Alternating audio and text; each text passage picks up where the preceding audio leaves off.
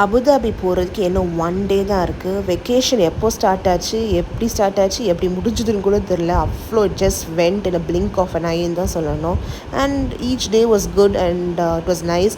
So it's like time to pack and roll your suitcase to airport மாதிரி ஆகிட்டு. So இன்றைக்கி வந்து August 22 இது வந்து மெட்ராஸ் டே. எல்லாருக்குமே தெரியும் மெட்ராஸ் இஸ் அன் எமோஷன் தான். Not just that I have my family here. The whole place is set up in such a way that gives you that warmth. தெரியுமா, எப்போ யாருனாலும் நீங்கள் ஊர்லேருந்து வராங்கன்னு வச்சுக்கோங்களேன், சென்னை பிடிச்சிட்டு இதுக்கு மேலே எனக்கு வேறு எங்கேயும் போகிற இஷ்டம் இல்லை அப்படின்னு தான் சொல்லுவாங்க. யாருமே வந்து ஐயோ எனக்கு சென்னை பிடிக்கலன்னு சொல்லி நான் கேள்விப்பட்டதே கிடையாது. என்ன தான் நம்ம அப்ராடில் வாழ்ந்தாலுமே, இப்போ எனக்கு பார்த்தீங்கன்னா 8 years of UAE இருந்தாலுமே ஐ ஃபீல் சம் ஸ்ட்ரேஞ்ச்னஸ் தேர்ன்னு தான் சொல்லணும்.